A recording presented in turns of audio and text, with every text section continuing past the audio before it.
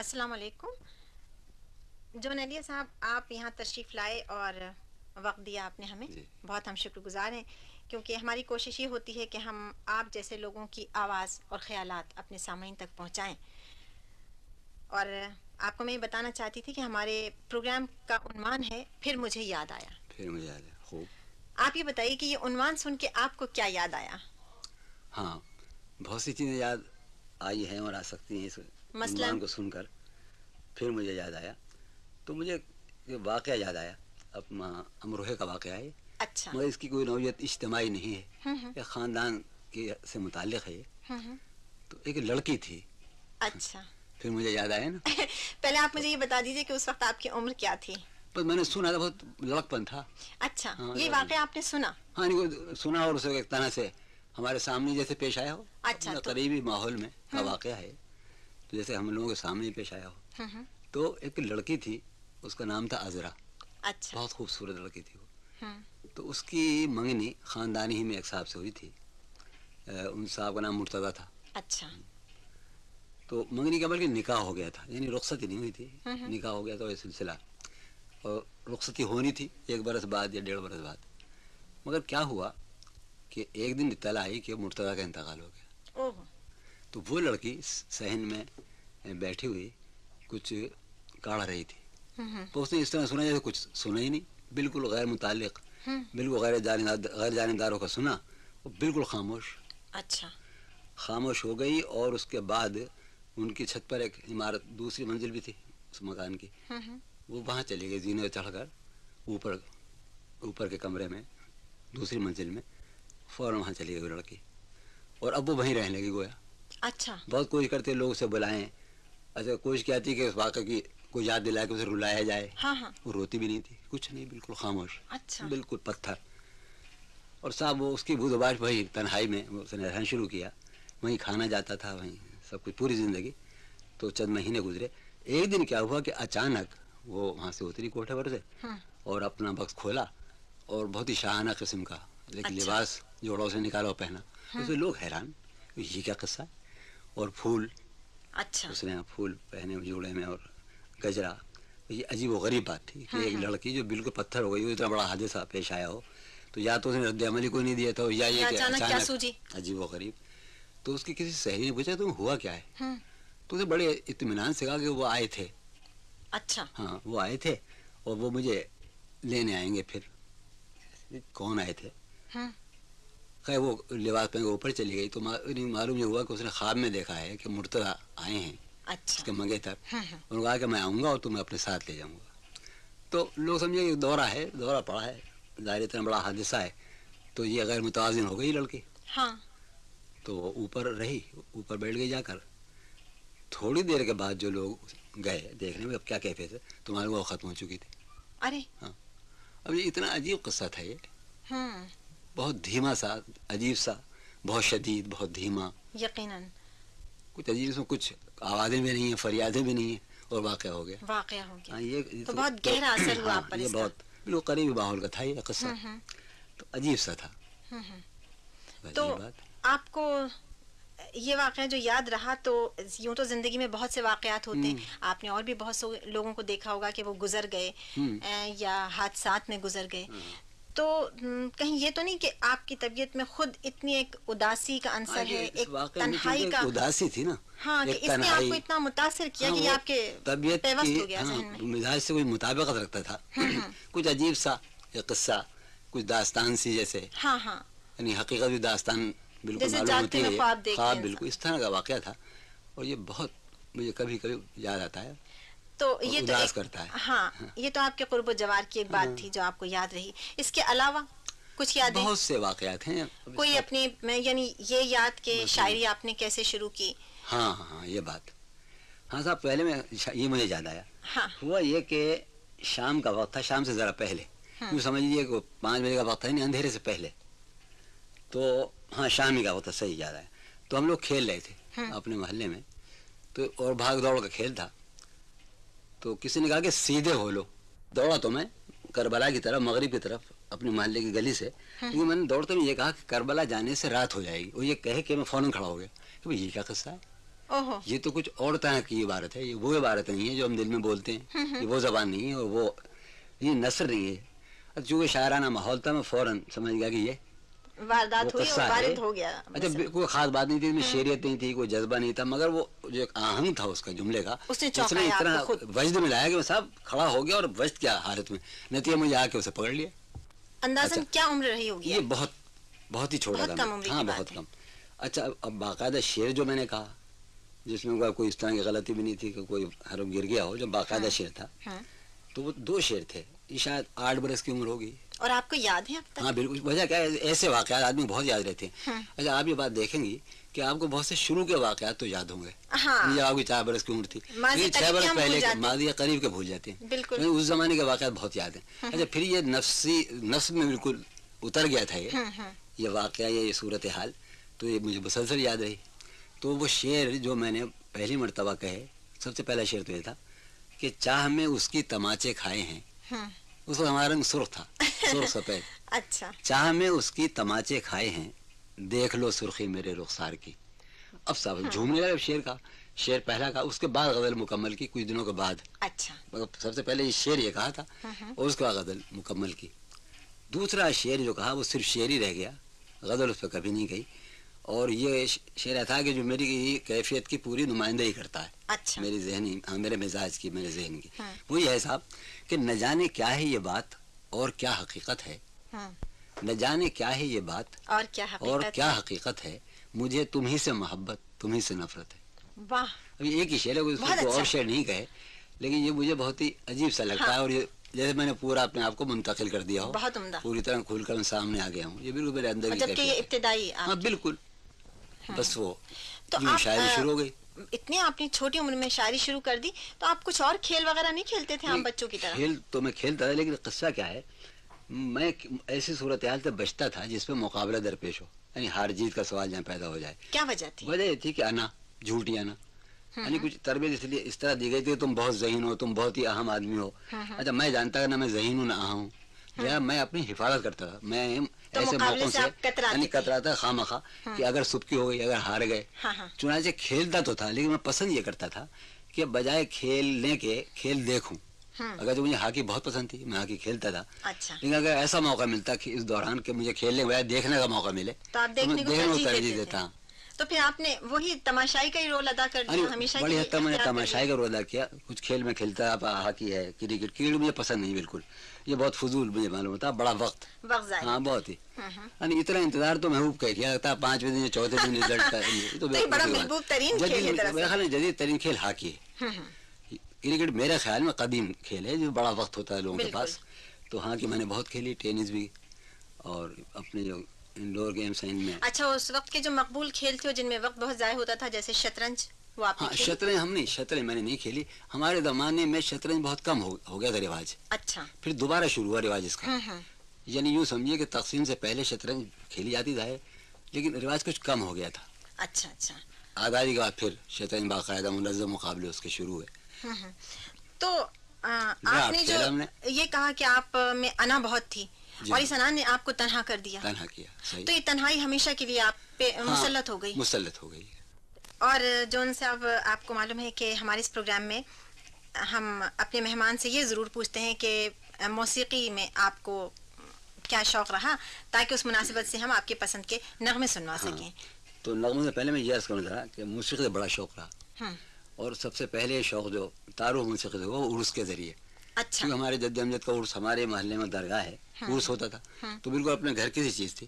تو قوالی پہلے, ہماری موسیقی قوالی کی شکل میں پہلے ہمارے سامنے میں داخل ہوئی, اور اس کے بعد مجھے فلم دیکھنا بہت شوق تھا لگ پن میں. اچھا. اور اداس گانے, انتہائی اداس, وہی پسند تھے اداس, اور ہمارے والد کو اداسی گانے پسند تھے. تو صاحب میں آپ سے جو وہ کروں گا فرمائش, تو کسی اداس گانے ہی کروں گا. مثلاً جب تیرے شہر سے گزرتا ہوں. اچھا ہاں تو ضرور. اور عام طور پہ ویسے یہ ہے کہ اداس گانے بہت پسند نہیں کیے جاتے عام سطح پر, لیکن یہ گانا جو آپ نے بتایا ہے تو یہ میں نے دیکھا کہ اکثر ہمارے پاس فرمائشیں بھی آتی رہیں, اور عام طور پر اسے لوگ بہت پسند کرتے ہیں. یقین.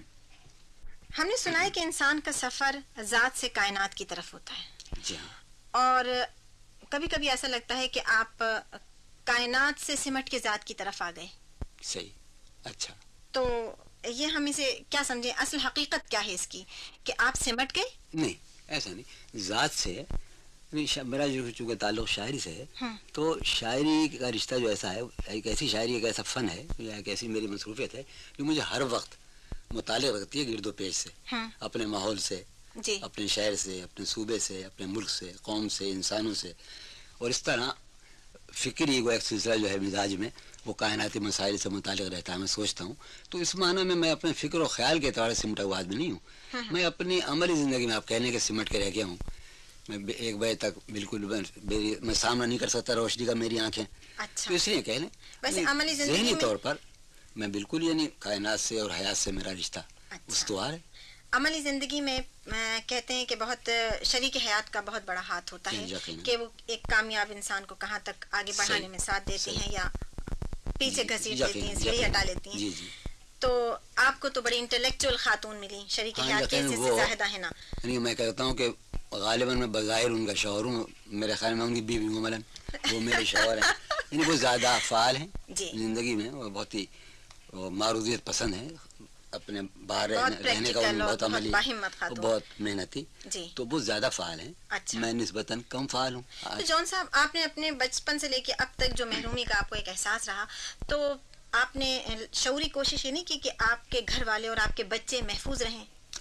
ہاں یعنی کی کوشش، یعنی مراد یہ کہ آپ پھر آپ نے سوال کو آپ دہرائیں گے. یعنی کیا میرا مطلب یہ تھا کہ آپ تو محرومی کا شکار ہوئے، لوگوں نے چاہے آپ کو نظر انداز کیا، تو آپ نے اپنے بچوں کو وہ تحفظ اور وہ محبت، رفاقت، شفقت وہ دی کہ وہ اس احساس محرومی سے بچے رہیں؟ اس سلسلے میں بات بتاؤں کہ ایک تو مجھے لوگوں سے شکایت نہیں ہے. اچھا. مجھے اپنے ماحول سے بالکل شکایت نہیں، بلکہ میں محسوس اپنے آپ سے شاکی ہیں؟ میں اپنے آپ سے، بلکہ میرے ماحول نے مجھے میرے حق سے زیادہ دیا. یعنی میں ایک معمولی شاعر ہوں اور ایک طالب علم ہوں، مگر بہرحال پاکستان نے مجھے میرے حق سے زیادہ دیا اور میں اپنے بچوں سے بلا شبہ بہت محبت کرتا ہوں. لیکن میں ان کے لیے جو کچھ مجھے کرنا چاہیے وہ اتنا کچھ میں نہیں کر پاتا اپنی اس بیماری کی وجہ سے.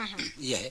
تو میں لیکن آپ بچوں کے دوست ہیں؟ ہاں دوست ہیں. اور ایک بات اور بھی کہ میں کبھی پسند نہیں کروں گا کہ میرا کوئی بچہ شاعر ہو. اگر مجھے معلوم اس میں ایک رجحان پایا جاتا ہے تو اگر میں نے دیکھا وہ شاعری کرا میں اس کا گلا گھونٹ دوں گا. اس لیے کہ آپ ڈرتے ہیں کہ وہ اتنے دکھ نہ جھیلیں. ہاں وہ بہت عذاب کا کام ہے صاحب. یہ کام اذیت کا ہے، دل جلانے کا، اپنے زخم کھرچنے کا نام ہے، کام ہے، خون تھوکنے کا کام ہے. فنون لطیفہ میں آپ کو کسی اور چیز کی طرف آپ کا رجحان ہے؟ رجحان صاحب میں فنون لطیفہ میں ڈرامہ کیا نا، میں ڈرامہ کرتا بھی تھا اور لکھتا بھی تھا. موسیقی سے بھی دلچسپی ہے؟ موسیقی سننے سے، بلکہ اس زمانے میں خیال تھا کہ ہم بہت خوش آباد واقع ہوئے ہیں. اچھا. تو ایک لڑکی کے سلسلے میں مقابلہ ہوا کہ آپ 2 آدمی گائیں گے، جو زیادہ اچھا گائے گا اس سے میں محبت کروں گی. سوئمبر ہو رہا تھا؟ جی ہاں. اچھا. تو ہم سمجھتے ہیں ہماری آواز بہت اچھی ہے لیکن ہم اس مقابلے میں ہار گئے. تو آواز آواز ہم گا تو نہیں سکتے، بارہ شوق ہے، یعنی بہت گہرا. اداس غزلیں، اداس گانے، وہی بات بہت پسند ہے. آپ کی فرمائش پر میں نے تمام یہ نغمے نوٹ کر لیے ہیں جو آپ نے بتائے تھے، اور اس پروگرام کے دوران میں یہ نغمے پیش کرتی رہوں گی جیسے جیسے وقت ملا. بالکل. تو میرے خیال میں اب ایسا ہونا چاہیے کہ دشت تنہائی میں ہے نا. اچھا اپنے ضرور. اس میں کیفیت ہے نا، ایک پیتھاس، ایک حزن. اب یہ صحیح ہے کہ میں حقیقت پسند ہو گیا ہوں، لیکن شروع میں اتنا تصوریت پسند تھا، اتنا آئیڈیالسٹ، کہ پوری زندگی سے آئیڈیالزم ہی میں گزری. جو چیز بھی وہ انتہائی شکل میں قبول تھی، کم تر پہ گویا سمجھوتا نہیں ہو سکتا تھا. حسین تو حسین ترین، طاقتور تو طاقتور ترین. یعنی ذہن میں گامر سے کم آدمی وہ طاقت کا کوئی سمبل ہو تو وہ گام اور اس سے کم نہیں. مثلا نا تو اعلیٰ شکل میں چیزیں قبول کرنے کا ایک رجحان تھا. تو ایسا رجحان جیسے آدمی کو زندگی میں کرتا پریشان، اس لیے کہ چیز تو نہیں ملتی نہیں آپ کو. جی ہاں. تو میں اب حقیقت پسند ہوں یقیناً، لیکن وہ تربیت اور عادت جو ہے، چیز طبیعت چاہتی تو گویا وہی ہے جو چاہتی ہے. آپ کو پھر احساس محرومی نہیں ہو گیا؟ شدید ہوا. تو میرے پورے مزاج، میری شخصیت، پورا مزاج احساس محرومی کی نمائندگی کرتا ہے. اور جب آپ کو یہ احساس ہو گیا کہ آپ شکار ہیں احساس محرومی کا، آپ نے شعوری کوشش نہیں کی اس پر غالب آنے کی؟ حقیقت پسند ہونے کی کوشش کی، اور میرا یہ دور جو ہے وہ حقیقت پسند بننے کی کوشش میں گزر رہا ہے. لیکن وہ جو شخصیت بن جاتی ہے نا، وہ بن جاتی ہے. لیکن میں بہرحال پہلے مثلا میں انتہائی یاسیت پسند تھا، اس آئیڈیلزم کے ساتھ، اس تصوریت پسندی کے ساتھ میں یاسیت پسند بھی تھا، قنوتیت پسند بھی تھا. لیکن اب یہ ہوا ہے کہ میرے اندر امید پیدا ہوئی ہے چونکہ میں اتنی اذیت میں ہوں کہ فطرت نے اندر سے ایک نظام میرے اندر پیدا کیا ہے جو مجھے بچا سکے، وہ امید ہے. درست. امید پرستی میرے آپ پیدا ہوئی بالکل چند مہینے یا چند سال پہلے، اور یہ فطرت کا ایک میرے ساتھ تعاون سمجھ لیجیے کہ چونکہ میں بہت بے آرام ہوں ان دنوں ایک زمانے سے، تو مجھے بچانے کے لیے ایک نظام گویا میرے اندر قائم کر دیا گیا، وہ امید ہے. آپ نے جب انا کی خاطر کسی سے کبھی سمجھوتا نہیں کیا، نہیں کیا، تو یہ چیز آپ کو آگے بڑھنے میں رکاوٹ ثابت نہیں؟ بے حد، یعنی میری میں کہہ سکتا ہوں بڑی آسانی سے کہ میں ایک ناکام آدمی ہوں. میں نے مثلا حکومتوں میں ماشاء اللہ لگا، ماشاء اللہ کسی دور میں بھی میں نے کبھی سر نہیں جھکایا. یعنی ذرا بھی اگر میں شریک کار ہو جاتا، یعنی ان شاعروں کا ساتھ دیتا جو حکومت کے قصیدے لکھتے تھے مثلا یوں خان کے زمانے میں، ضیاء الحق کے زمانے میں، تو ایسا کبھی نہیں ہوا. میں نے کبھی کوئی سمجھوتا نہیں کیا، نہ افراد سے سمجھوتا کیا، نہ نظام سے، کبھی نہیں کیا. لیکن اس کا نتیجہ یقیناً یہ ہوا کہ ہر اعتبار سے آپ نے نقصان اٹھایا. تو کبھی آپ کو یہ خیال نہیں ہوا کہ ارے ذرا سی منافقت کر لیتے تو اچھی گزرتی؟ یقیناً کبھی. دیکھیے انسان میں جو اندر آدمی بہت سی حالتیں ہوتی ہیں، اور کبھی کبھی وہ سوچتا ہے کمیونگی اختیار کرے، بے ایمانی کرے، آتا ہے لمحوں میں، آتا ہے کہ بھائی سمجھوتا کر لیتے کیا بگڑ جاتا. یعنی کون سا کراچی کا ٹریفک درہم برہم ہو جاتا اگر آپ سمجھوتا کر لیتے. بہت سے کر رہے تھے، ہم بھی شامل ہوتے ہیں. پاکستان کا چوک ہو رہے تو کوئی تکونا نہ ہو جاتا. مگر وہ آتا ہے لمحوں میں، آتی ہے بات. لیکن بس وہ چونکہ شخصیت بن جاتی ہے نا، وہ جو آپ کا کردار بن گیا، جو بن گیا، تو پھر وہ آپ اس سے. اچھا یہ بتائیے کہ آپ کے بچپن کا دور گزرا، شاعری کا دور آپ کا شروع ہوا، تو شاعری کا آپ اپنا عروج کا زمانہ کون سا قرار دیں گے؟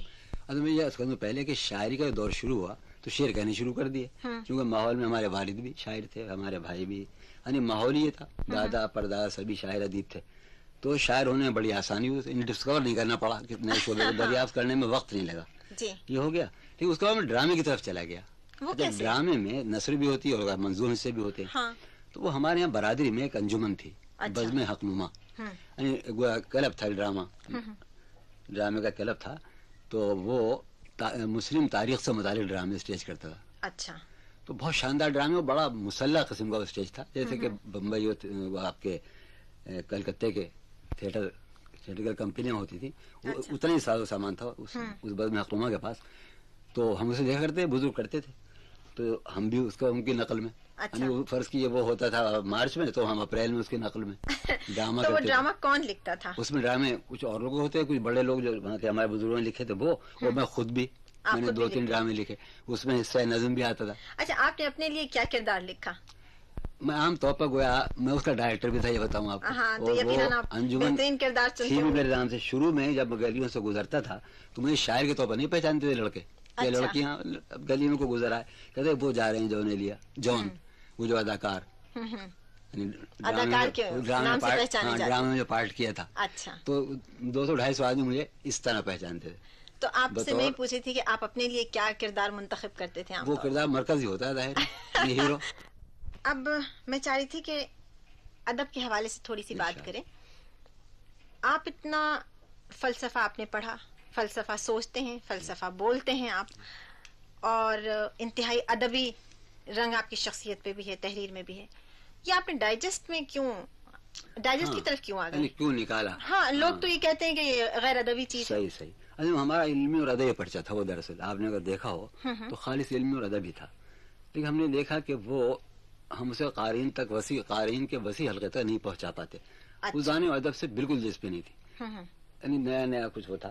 تو ہم نے چاہا کہ ہونا چاہیے، کوئی افادیت تو ہو، جو ہم کام کر رہے ہیں پہنچنا بھی چاہیے لوگوں تک، اس کی کچھ تو اس کا اثر تو نکلنا چاہیے.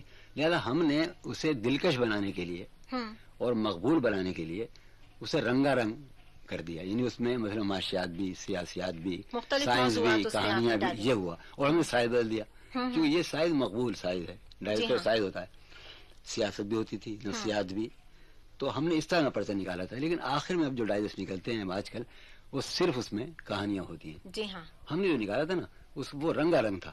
اور آپ نے اس میں ایک کوئی مخصوص معیار مد نظر رکھا جسے آپ نہیں گرنے دیا؟ اس میں ہم بہترین کہانی چھاپنا چاہتے تھے. نفسیاتوں کو مضمون ہے تو وہ ماہرانہ مضمون ہونا چاہیے. کوئی انٹرویو ہے تو کسی ذمہ دار سیاسی شخصیت سے وہ انٹرویو ہونا چاہیے. تو اس طرح کا ہم نے پرچہ نکالا. یہ آپ کے پرچے میں بھی اور آپ کی تحریروں میں بھی فلسفے کا رنگ بہت ہے، اور بلکہ جب بھی میں نے آپ کو سنا تو گفتگو میں بھی ہے، لیکن شاعری میں نے دیکھا کہ آپ اس قدر سہل شاعری کرتے ہیں کہ عام فہم بھی ہو جاتی ہے وہ، تو اس میں کیوں نہیں وہ ہاں صاحب میرے ساتھ عجیب قصہ ہے مشکل پسندی کیوں نہیں ہے؟ دیکھو ہوتا کیا ہے کہ مشاعر جو ہم کلام سناتے ہیں مشاعرے میں، تو میں شاید اور لوگ اس کا خیال نہ رکھتے ہوں، مگر میں اس بات کا خیال رکھتا ہوں کہ ہم آئے ہیں، لوگ بیٹھے ہیں اتنی دیر سے، رات کالی کر رہے ہیں، تو جو سنایا جائے وہ ان تک پہنچنا چاہیے. تو میں اپنی غزلوں میں سے ان غزلوں کا انتخاب کرتا ہوں جو آسانی سے سمجھ میں آ جائیں. اچھا ہوتا کیا ہے کہ جن لوگوں نے مجھے مشاعروں میں سنا ہے، مطلب یہ کہ مڈل ایسٹ میں جو میرے سننے والے ہیں یا یورپ میں جنہوں نے سنا ہے یا کیسٹوں پر سنتے ہیں، وہ سمجھتے ہیں بہت آسان شاعر. عام آپ کے بارے میں تاثر مجروح صاحب نے میرے بارے میں رائے دی اور بہت ہی مبالغہ میں بہت تعریف کہ بہت ہی سہل اور بہت ہی سہل ممتنع کمال ہے. تو میں نے مجروح بھائی میرا آپ ذرا پڑھ لیجیے کلام اور بھی جو میرا مجموعہ آنے والا ہے، تو یہ بالکل ایک یک رخی ہے یہ رائے، یہ مکمل نہیں ہے، مکمل طور پر صحیح نہیں ہے. ویسے یہ رائے قائم کرنے میں آپ کا ہاتھ ہے، میرا ہاتھ ہے بالکل. جو میں سنا تھا وہ غزلیں ہوں تو ظاہر آسان. اچھا آسان کا مطلب یہ نہیں ہے کہ آسان شاعری بہت مشکل شاعری ہوتی ہے، بہت مشکل، یہ مجھے معلوم ہے، بہت مشکل ہوتی ہے. اب مجھے کوئی ٹوکتا بھی نہیں، یہی ہوتا ہے خاندان میں کیا. بہت اب یہ بہت آسان ہے جی، لیکن بڑی گہری بات اور بہت اچھی بات ہے. اچھا اچھا. اور چلے ہم نے آپ کی شاعری پہ بات کی، ادب کے حوالے سے بات ہوئی، اب ذاتی زندگی کے بارے میں آپ مجھے کچھ بتائیے کہ ذاتی زندگی میں آپ کو سب سے زیادہ کس بھائی نے متاثر کیا؟ ماشاءاللہ آپ ایسے علمی ادبی گھرانے سے آپ کا تعلق ہے کہ خانہ ہم آفتاب. آپ کی محبت ہے. اصل میں ہمارے والد سب سے زیادہ انہوں نے متاثر کیا، جو دن بھر لکھتے تھے اور ان کا تعلق مذاہب عالم کی تحقیق سے بھی تھا اور علم حیض سے بھی تھا، تاریخ اسلام متعدد کئی زبانیں جانتے تھے. اور پھر ہمارے بڑے بھائی رئیس صاحب جنہیں مرحوم کہنا پڑ رہا ہے، تو وہ بڑے قادر الکلام شاعر تھے، بہت خوبصورت بے پناہ قادر الکلام. اور انہوں نے پاکستان بننے سے پہلے کئی برس پہلے ایسے شعر کہتے کہ آج آپ اس وقت آپ سنتی تو آپ کو حیرت ہوتی، آج تو پاکستان بن چکا ہے.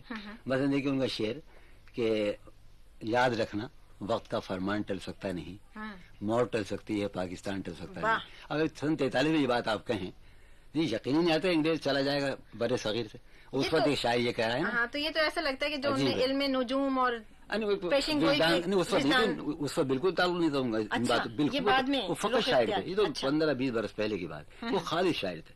دوسرے شعر انہوں نے کہا 1 برس پہلے کہ عید کے موقع پر کہ اے مہ نو کاش اتنا ہو تیرے امکان میں، سال آئندہ ہو اپنی عید پاکستان میں. اور یہی ہوا بھی. تو میں ان سے بہت متاثر تھا کیونکہ بہت خوبصورت، بہت وسیع ان کا مطالعہ، بہت شاندار شاعری وہ کرتے تھے زمانے میں، سیاسی قومی شاعری. تو وہ بہت متاثر کرتے تھے. مطلب ذرا ایک لمحے میں انہوں نے 1 منٹ میں 2 شعر کہہ دیے. تو یہ دیکھ کر ان کے قادر کلامی طبیعت بہت متاثر ہوتی تھی.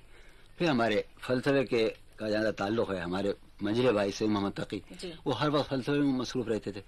تو یہ دونوں چیزیں میرے بیک وقت مجھ پر اثر انداز ہوئی، شاعری بھی اور فلسفہ بھی. اور میں فلسفیوں اور شاعروں کو ایک طرح سے اپنا مثالیہ سمجھنے لگا. تو شاعری میں آپ نے کیا اصلاح لی رئیس صاحب؟ نہیں ان سے تو نہیں، میں نے بابا سے اصلاح لی کیونکہ وہ بھی بابا ہی کے شاگرد تھے. آپ کے والد صاحب کا کوئی کلام شائع ہوا؟ ہاں اصل میں شاید آپ آگے سوال کریں تو اس کا جواب میں اس وقت دوں گا. ان کی کچھ چیزیں شائع ہوئی لیکن ان کی شاعری کچھ نظم شائع ہوئی رسالوں میں، لیکن مجموعے کی شکل میں نہیں شائع ہوا. تو یہ میرا بہت بڑا دکھ ہے. ہاں اب آپ بھی بہت عرصے بعد مجموعہ آپ نے ترتیب دیا ہے اور اب ہم سن رہے ہیں کہ منظر عام پہ آنے والا ہے. تو دیکھیے بالکل مربوط بات ہو گئی. جی اصل میں طالبہ صاحبہ قصہ کیا ہے کہ میں نے ایک شخص کو دیکھا کہ جب میری آنکھ کھلی تو وہ لکھ رہا ہے. جب میں سو رہا ہوں اور رات کو آنکھ کھلی فرض کی 11 بچہ سویرے سے جاتا ہے تو دیکھا کہ 11 بجے وہ لکھ رہے ہیں ہمارے والد. اچھا ان کا تو مجموعہ نہیں چھپا. اب اس کی کیا وجہ ہوئی؟ اس میں ممکن ہے میری ذمہ داری ہو، میری غیر ذمہ داری ہو کہ وہ سامنے چیزیں نہیں آ سکی، لیکن 12 ان کا کلام نہیں چھپا. ہوا یہ تھا کہ انہوں نے جو 2-3 بیاضیں بنائی تھی، کوئی 5-6 ہزار شعر تھے ان میں، وہ کوئی دوست لے گیا اور پھر لوٹ کے نہیں آئی. تو میں سمجھتا ہوں کہ میرے باپ کا کلام نہیں چھپا تو میرا کیوں چھپے، اور میں سمجھتا ہوں بڑی حد تک میری ذمہ داری بھی ہے. تو میں اپنے آپ کو سزا دے رہا ہوں ایک طرح سے. یہ آپ کیوں آخر اتنے خود اذیتی کے شکار ہیں کہ آپ ہر چیز کی سزا؟ میرا پہلا مجموعہ 25 برس پہلے آنا چاہیے تو جو اب آ رہا ہے، کیونکہ میں نے قابو پایا کہ بھائی चलो ऐसा है कि तुम्हारे बाप का कलाम नहीं छपा तो तुम बहरहाल अपने बाप के बेटे हो, तुमने वो बहरहाल अगर महफूज हो जाए तुम्हारे नाम के साथ तो उनका नाम, तो ये ऐसी दुख की सी बात है। मुझे बड़ा ऐसा जुर्म होता है जब मैंने कभी इशात किया अपने कलाम के 10 सालों में भेजता हूँ मैं, और न बजुआ छपा था, अब बहरहाल आ रहा है।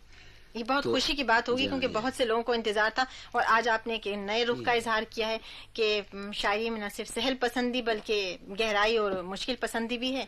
तो अब जब मजमूआ हम देखेंगे नहीं, मैंने ये कहना चाहा कि मैंने आसान शेर ही नहीं कहे, तो मैं आसान शेर भी कहे, लेकिन बहरहाल वो शेर भी जो जबान के एतबार से बहुत ज्यादा सहल नहीं है जी, वो मेरे कलाम का गालिब हिस्सा है। आपसे गुफ्तगू करके भी और आपका कलाम जहाँ तक सुना है और पढ़ा है वो देख के अंदाजा होता है कि इंतहाई बेसाख्ता शख्स हैं आप, और यहाँ तक है कि अगर जी चाहे तो सरे बाजार में रकसम वाली कैफियत का तमाशा भी आप कर सकते हैं। अगर चांदनी रात हो और ट्रैफिक न हो, बंद रोड हो, तो मैं लेट सकता हूँ बंद रोड पर कोई आपको तामुल नहीं होगा? बिल्कुल तामुल नहीं होगा। तो ये कैफियत मजदूबाना है या तिफलाना? बिल्कुल, हाँ तिफलाना ही कहें। मेरे अंदर एक बच्चा जो है जी, वो कभी गोया बाद आने के लिए तैयार नहीं अपनी हरकतों से, वो है। अच्छा अच्छा, बिल्कुल। तो पारा सिफत भी आप हैं इतने, और बचपना भी है आप में, और इतना हुस्न और उदासी भी है। ये यकजा कैसे हो गए?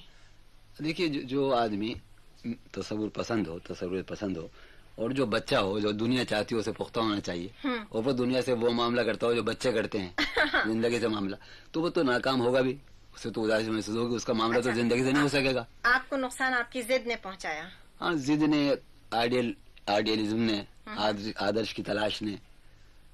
अच्छा जॉन साहब, आपकी तहरीरें जब देखी, मैंने पढ़ी, तो मुझे कभी कभी एहसास हुआ कि मैं शायद अहदे बाबुल के किसी शख्स की सुन रही हूँ।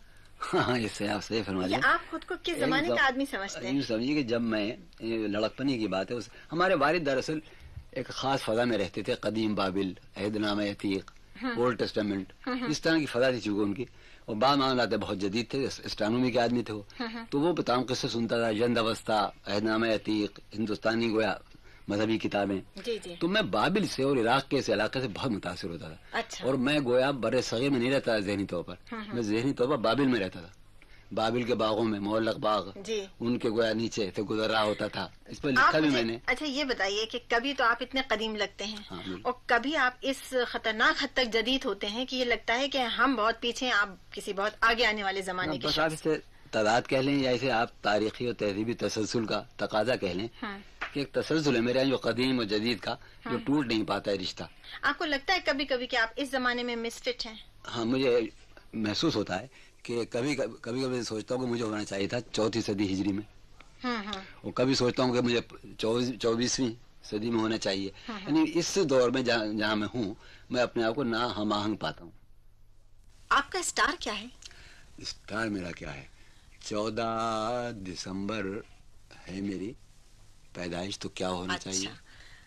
तो अब ये आपका... अच्छा, ये जो स्टार सवाल किया आपने, ये बिल्कुल जदीद सवाल है। ये तकसीम के बाद ये सिलसिले शुरू हुए। उस जमाने में हमारे बुजुर्ग जो थे, जो नौजवान उस जमाने होते थे, उन्हें ओहाम समझते थे कि आपका स्टार क्या है, आप जरा हाथ दिखाइए। आजादी से पहले एक बड़ी रोशन ख्याली थी। अच्छा, ये मगरबी अंदाजा नजर आया है हमारे यहाँ। तो लेकिन ये भी तो एक इल्म है। हाँ, मुझे ख्याल आया कि ये रुझान आजकल बहुत आम है, बहुत आजादी के बाद। मैंने इसलिए सोचा कि मैं आपसे पूछ लूं, लिहाजा सामीन जब मालूम कर लेंगे तो फिर वो आपके बारे में पढ़ेंगे। तो मैं चाहता हूं सामीन मुझे बताएं 14 दिसंबर, खुल के फिर आपको बता सकेंगे, समझ सकेंगे कि आप। मैं तो ये चाहूंगा ताजा साहिबा, कोई सामीन में से कोई साहब, कोई साहिबा 14 दिसंबर को पैदा होने वाले के बारे में कुछ बताएं कि उसका मुस्तकबिल क्या होगा, उसे तबाह होना है या तबाही से बचना भाई, है। आपको रईस साहब से बेहतर कौन बता सकता था? वो हमने मौजूद नहीं है, क्योंकि उनके कॉलम तो गवाह हैं कि हजारों क्या लाखों अफराद ने उनसे हमेशा रहनुमाई हासिल की। पसंदीदा आपका रंग, मौसम और खुशबू क्या है? साहब, मौसम पहले बताऊं, मुझे इंतहाई पसंद है।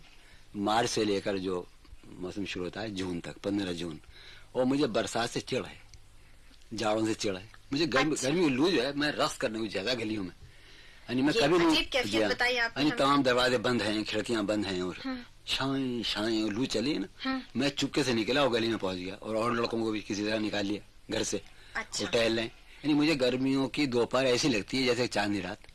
आपकी मिजाजी कैफियत ऐसी तो नहीं कि कहते हैं कि जब लू चलती है तो पानी ठंडा हो जाता है? हाँ صحیح. آپ کی مزاج تو کیا لو میں تو مجھے ایسا آہنگ نظر آتا تھا کہ اس پر وجد کرنا چاہیے، رقص کرنا چاہیے. جانے کیوں؟ مجھے گرمیوں کا موسم بہت ہی پسند ہے. ہوں میں 14 دسمبر کے پیدا ہے جاڑوں کی. جی.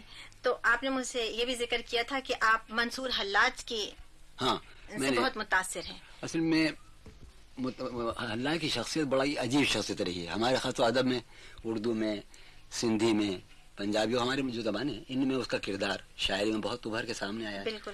اور وہ کہ نمونہ ہے وہ آزادی رائے کا ہے نہیں، ایک بغاوت کا، ایک عجب سرمستی و قلندری کا. جی. تو اس پر میں نے پڑھنا چاہا، پڑھا اور اس کی کتابوں کا ترجمہ کیا، اس کی تشریح لکھی. اور اپنے طور پر بھی میں نے حلاج کی زندگی پہ کتاب لکھی ہے، باغی صوفی حلاج. اس میں میں نے کافی کام کیا. کتاب التواسین ان کی بہت شاندار کتاب ہے، اس کا ترجمہ کیا اپنے شوق میں.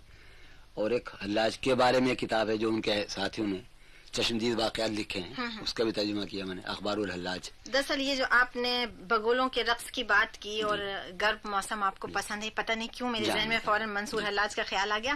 اس کے علاوہ آپ سے بات کر کے یہ احساس ہوتا ہے کہ آپ برا مت مانیے گا اس سوال کا، لیکن مجھے لگتا ہے کہ خدا نخواستہ اگر اسی کیفیت میں آپ کی آئندہ زندگی بھی چلتی رہی تو آپ خودکشی نہ کر لیں.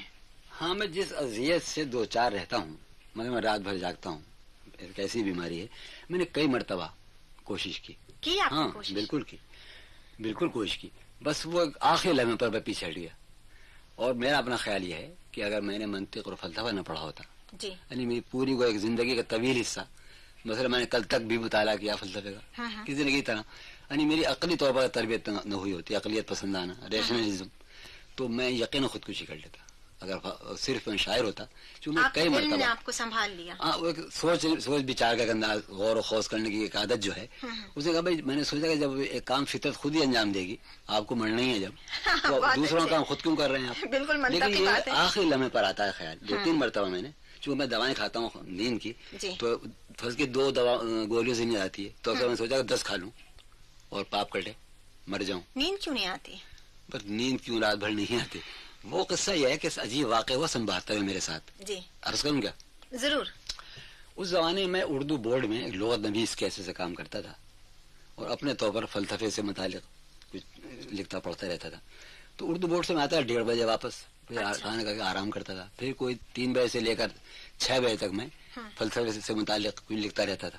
6 بجے کے بعد غیر ارادی طور پر، یہ سن 72 کی بات ہے، غیر ارادی طور پر میرے اندر ایک سیلاب آتا تھا شاعری کا. ایک غزل، دوسری غزل، تیسری غزل. اس زمانے میں نے 6 غزلیں بلا بے ساختہ، قلم برداشت تھا، بے ساختہ، غیر ارادی طور پر، اور مجھے اس کا شعور بھی نہیں ہوا کہ ایسا ہو رہا ہے. اچانک مجھے ایک دن اندازہ ہوا کہ میں نے کوٹ میں ہاتھ ڈالا. صبح کو جب میں اردو بورڈ جا رہا تھا تو میں نے اپنے کوٹ کی جب میں ہاتھ ڈالا تو بہت سے کاغذ نکلے. بھائی کیا ہے؟ تو معلوم ہوا کہ پچھلے دن جو غزلیں میں نے کہی ہیں وہ تاریخ بھی لکھتا تھا غیر ارادی طور پر. تو میں نے 5-6 غزلیں کل کہیں. اچھا، تو یہ سلسلہ شروع ہوا سن 72 سے لے کر سن 76 تک، کہ رات بھر 9 بجے تک غزلیں کہہ رہے ہیں، 10 بجے تک، پھر کھانا کھایا، پھر لیٹ گئے. میں تو لیٹ جاتا تھا، لیکن میرا دماغ نہیں لیٹتا تھا، دماغ جاری رہتا تھا وہی شاعری. اب 2 بجے ہیں، 4 بجے ہیں. جب اس طرح 1 برس گزر گیا تو میں بھاگا لاہور کہ احباب میں رہوں گا، ٹل جائے گا یہ سلسلہ، اس سے بچ جاؤں گا کچھ دن کے لیے. چنانچہ وہاں احباب کے مجمع میں میں اس سے محفوظ رہا شاعری سے. لوٹ کر آیا پھر وہی. اچھا. چنانچہ یہ سلسلہ سن 72 سے لے کر سن 77 تک چلا، سن 76 کے آخر تک. اور شاعری کی جو روایت تھی وہ تو کٹ گئی. یہ شاعری کا سیلاب آیا تھا اور بے خوابی کا ایک صحرا رہ گیا، بے خوابی کا ایک ریگستان رہ گیا جو اب تک. چنانچہ میں نے سن 76 کے آخر وہ رو کٹی ہے شاعری کی. سن 83 تک ایک مصرع نہیں کہا. پھر سن 83 سے کچھ بحال ہوئی طبیعت، پھر شعر کہنے شروع کیے. تو بہرحال شعر تو اب میں کچھ کہنے لگا ہوں، کہتا ہوں، لیکن بے خوابی میری نہیں، صنعت مجھے نہیں ملی. اور میں جو کچھ کرنا چاہتا ہوں میں نہیں کر پاتا. یعنی ایک آدمی ذہنی کام کرتا ہے اور ذہنی پر حملہ ہوا ہے، یعنی بے خواب ذہن کیا کرے گا؟ درست. زخمی ہوا ہے بالکل میرا دماغ. جون صاحب ہماری وہ بات ادھوری رہ گئی کہ آپ نے موسم تو بتا دیا، رنگ اور خوشبو. جی رنگ اور خوشبو کے بارے میں، خوشبو ہر طرح کی خوشبو اچھی لگتی ہے. یعنی میرے خیال میں خوشبو کو کون پسند نہیں کرے، کیسی بھی خوشبو ہو. اچھا. اب میں اس کا کوئی نام شاید نہ رکھ سکوں. بارہ مجھے خوشبو، پھولوں میں گلاب کی خوشبو، چمیلی کی، سفید چمیلی کی، اور صاحب مجھے اس کی کامنی کی خوشبو پسند ہے. یہ تو یہ ہوا. اور آپ غالب فرما رہی ہیں رنگ. بھائی رنگ کے بارے میں کہنا بڑا مشکل ہے. ویسے فوری طور پر جو میرے ذہن میں رنگ آتے ہیں طالبہ صاحبہ، وہ ہے سبز و سرخ.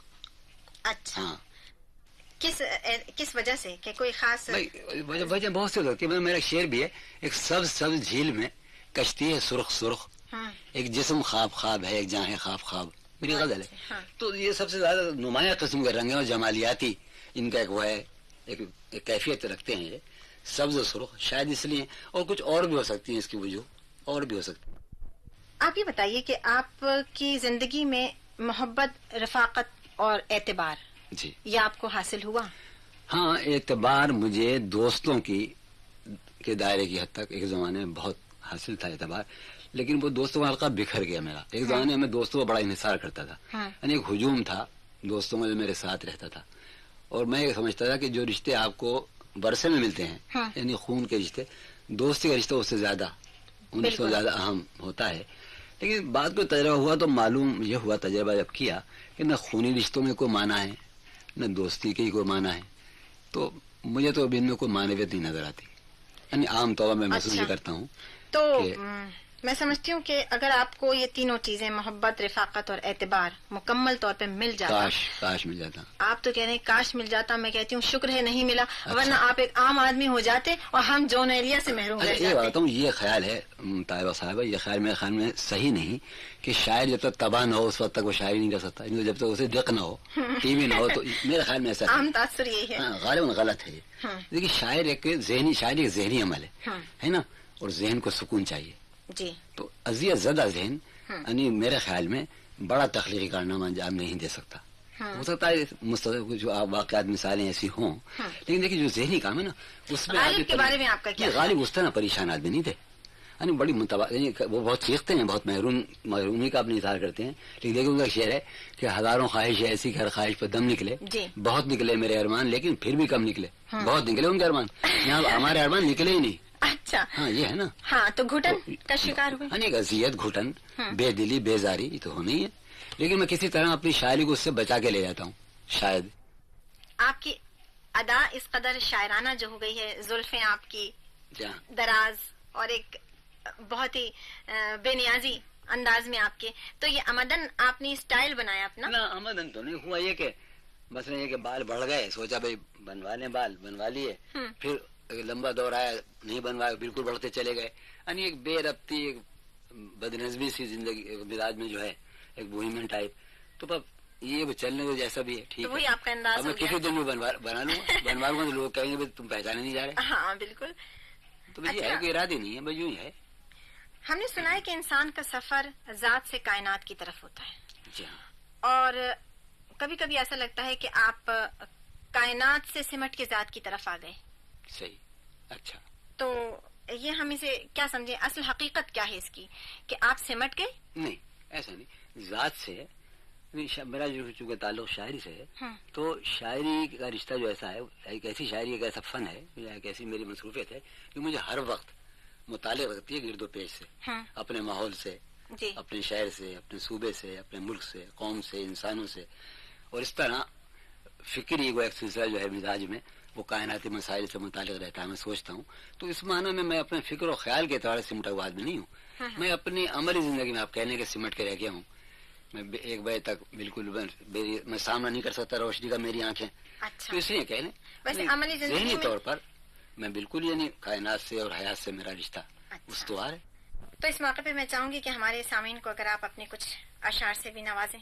अच्छा, हमारे आपके अगर ये तय हो गया होता कि हमें अशार भी सुनाने होंगे तो हम कुछ लेकर आते सामान, मगर आपने जनाब आप जहमत करें और आप बगैर कलाम के, तो ये तो ना हो कि अधूरी बात हो जाए। तो सोचा भी ले चलो, फिर आगे शर्म आई कि वो कहेंगे लीजिए साहब शायर अपना बस्ता लिए चले आ रहे हैं। वाकई मेरे जहन में ले चलूं, मैं वही कि शायरों के बारे में ये समझा आता है कि वो बस्ता लिए फिरते हैं। नहीं तो शायर सुनाने के शौकीन हो या ना हो, लेकिन हम सुनने के बहुत शौकीन हैं। इरशाद। तो वो हमारे जख्म तमन्ना पुराने हो गए हैं, हमारे जख्म तमन्ना पुराने हो गए हैं कि उस गली में गए अब जमाने हो गए हैं। हमारे जख्म तमन्ना पुराने हो गए हैं कि उस गली में गए अब जमाने हो गए हैं। तुम अपने चाहने वालों की बात मत सुनियो, तुम अपने चाहने वालों की बात मत सुनियो, तुम्हारे चाहने वाले दीवाने हो गए हैं। तुम्हारे चाहने वाले दीवाने हो गए हैं। जो अपने तौर से ہم نے کبھی گزارے تھے، جو اپنے طور سے ہم نے کبھی گزارے تھے، وہ صبح و شام تو جیسے فسانے ہو گئے ہیں۔ جو اپنے طور سے ہم نے کبھی گزارے تھے، وہ صبح و شام تو جیسے فسانے ہو گئے ہیں، زمانے ہو گئے ہیں۔ عرض کر رہا ہوں کہ طاہرہ صاحبہ کہ وہ زلف دھوپ میں فرقت کی آئی ہے جب یاد، وہ زلف دھوپ میں فرقت کی آئی ہے جب یاد، تو بادل آئے ہیں اور شامیانے ہو گئے ہیں۔ وہ زلف دھوپ میں فرقت کی آئی ہے جب یاد، تو بادل آئے ہیں، بادل آئے ہیں اور شامیانے ہو گئے ہیں۔ عجب مہک تھی میرے گل تیرے شبستاں کی، یہ سنیے آپ، عجب مہک تھی میرے گل تیرے شبستاں کی، سو بلبلوں کے وہاں آشیانے ہو گئے ہیں۔ عجب مہک تھی میرے گل تیرے شبستاں کی، سو بلبلوں کے وہاں آشیانے ہو گئے ہیں۔ آخری شعر یاد رہا کہ ہمارے بعد جو آئیں انہیں مبارک ہو، ہمارے بعد جو آئیں انہیں مبارک ہو، جہاں تھے کنج وہاں کارخانے ہو گئے ہیں، جہاں تھے کنج وہاں کارخانے ہو گئے ہیں۔ بہت شکریہ جون ایلیا صاحب آپ کا، آپ نے زحمت کی، آپ تشریف لائے اور آپ نے یاد کیا، وقت کا ہمیں اندازہ ہی نہیں ہوا۔ جی اب بڑی خوشی ہوئی اور مجھے امید ہے کہ سامعین نے بہت ہی پرلطف، حالانکہ آپ اداس باتیں کرتے رہے لیکن مجھے بلکہ اس وقت یہ ندامت ہے کہ میں نے اپنے سامعین کو کہ مداس نہ کیا، نہیں صاحب، بہت پرلطف اور بہت بامانی گفتگو سننے میں آئی اور ہم آپ کے بے حد مشکور ہیں کہ آپ نے قیمتی وقت ہمیں دیا، شکریہ۔